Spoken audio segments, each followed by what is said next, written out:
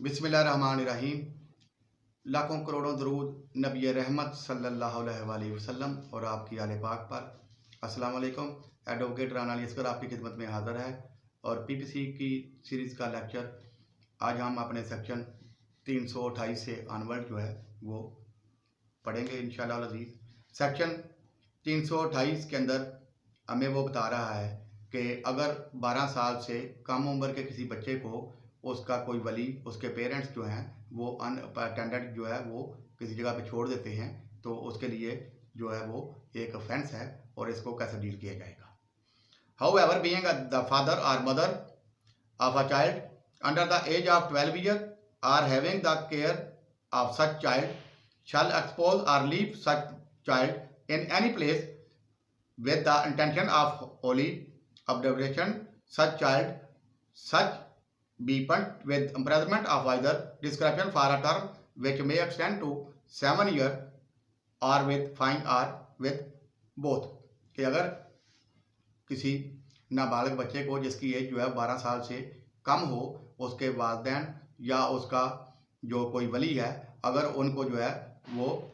घर से बाहर निकाल देता है या किसी ऐसी जगह पे छोड़ देता है जिससे उसकी जान को ख़तरा हो सकता है या उसको अनअटेंडेड जो है छोड़ देता है तो ये तज़ीरात पाकिस्तान के तहत एक जुर्म है और इसकी जुर्म की सज़ा जो है वो 7 साल और प्लस उसको जो है वो जुर्माना हो सकती है। एक्सप्लेनेशन इसके अंदर जो है वो दी गई है। This section is not attended to prevent the trial of the offender for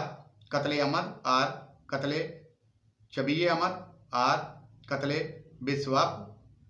as the case may be if the child dies in consequence of the exposure. कि अगर जो है उसको बच्चे को जो है वो इस तरह छोड़ा गया है तो वो बच्चे को अगर इसलिए छोड़ा गया था कि उसको कत्ल करने की जो है वो इरादा था तो कत्ल अमद या कत्ल शबी अमद या कत्ल बिस्वाब किसी भी ज़ुमरे में केस होगा तो वो उसको जो है इस सूरत में ट्रायल किया जाएगा। फिर उसकी पनिशमेंट जो है वो 7 साल नहीं, वो कत्ल की पनिशमेंट जो होती है उसके वो मुर्तकब गर्दाने जाएंगी। नेक्स्ट है हमारा section 328A, cruelty to a child. के एक बच्चे के साथ जो है बेरहमाना जो है वो रवैया इख्तियार करना उसके बारे में। However wilfully assaults, ill treats, neglects, abandons, or does an act of omission or commission that results in or has potential to harm or injure the child by causing physical or psychological injury to him shall be punished with imprisonment of either discretion for a term which shall not be less than 1 year and may extend up to 3 years, or with the which shall not be less than 25,000 rupees and may extend up to 50,000 rupees for the with both। कि अगर किसी बच्चे को जो है उसके साथ जालमाना रवैया रखा जाए, उसको ज़ख्मी किया जाए, मारा जाए तो उस सूरत में 1 साल की सज़ा या उसको 25,000 रुपया जुर्माना या 2 साल की सज़ा और 50,000 रुपया जुर्माना, दोनों सज़ाओं में से कोई एक सज़ा जो है वो इसका मुर्तकब गर्दाना जाएगा। नेक्स्ट है section 329, concealment of birth bye secret disposal of dead body. के अगर इसकाते हमल में किसी बच्चे को जो है वो बॉडी को डिस्पोज ऑफ कर दिया जाए या उसका हमल जो है वो गिराया जाए तो वो 329 के तहत तज़ीरत पाकिस्तान में पाकिस्तान के अंदर इसकाते हमल जो है वो एक जुर्म है और इसको करने वाले को क्या सज़ा दी जाती है ये 329 के अंदर जो है वो ब्रीफ किया गया है। However by secretly burying or with wise disposing of the dead body of a child, whether which child dies before or after during its birth, intentionally conceal or introduce to conceal the birth, shall be punishable with imprisonment of either discretion for a term which may extend to 2 years or with fine or with both। कि अगर कोई बच्चा चाहे उसकी पैदाइश के वक्त जो है वो डेथ हो जाए या पैदाइश से पहले डेथ हो गई हो, तो नजायज़ तरीके से खुफिया तौर पर उसकी बॉडी को, डेड बॉडी को डिस्पोज ऑफ जो करेगा, उस बंदे को 2 साल तक सज़ा और जुर्माना जो है वो दिया जाएगा। जो कोई बंदा इस तरह गैर कानूनी तरीके से खुफिया तौर पर किसी बच्चे की डेड बॉडी को जो है वो डिस्पोज ऑफ करेगा। नेक्स्ट है सेक्शन 330 डिसबर्समेंट ऑफ दियत, के दियत की जो डिसबर्समेंट है इसकी तकसीम जो है वो कैसे होगी लीगल हेयर्स के दरमियान, इसको भी जो है सेक्शन 330 के अंदर जो है वो डिफाइन किया गया है। द दियत shall be disbursed among the heirs of the victim according to there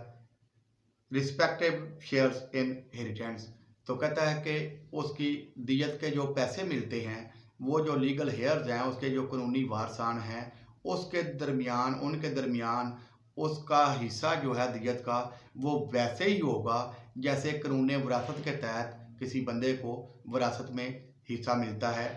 अगर उस बंदे के बेटे हैं तो उसको 2 हिस्से मिलेंगे और अगर बेटी है तो उसको आधा हिस्सा मिलेगा। इस तरीके से जिस तरह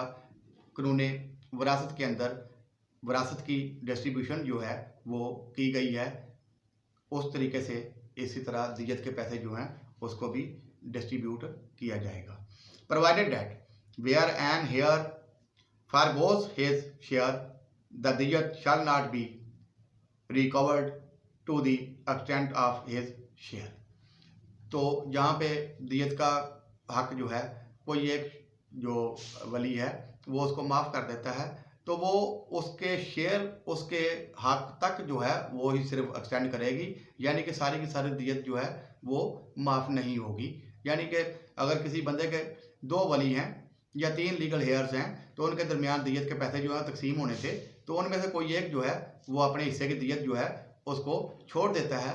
तो उसका जो शेयर है उस हद तक वो दियत जो है वो माफ़ समझी जाएगी, बाकियों के जो शेयर्स हैं वो उनको ऐसे ही मिलेंगे। नेक्स्ट है सेक्शन 331 पेमेंट ऑफ दियत, के दियत की पेमेंट जो है वो कैसे और किन सूरतों में की जाएगी। द दियत may be made payable in lump sum और in instalment separate over a period of 3 years from the date of the final judgement. तो इसके अंदर पहले भी हमने पीछे भी जो है वो स्टडी किया था, लेकिन सेक्शन 325 के अंदर जो है वो दियत की पेमेंट जो है वो कैसे की जाएगी किसी के वली को, लीगल हेयर्स को, उसका प्रॉपर जो तरीकाकार है वो सेक्शन 31 के अंदर उन्होंने मेंशन कर दिया गया है कि दियत की जो पेमेंट है वो लमसम भी पे की जा सकती है यकमुश्त, उसको इंस्टॉलमेंट में भी किया जा सकता है और उसको जो है वो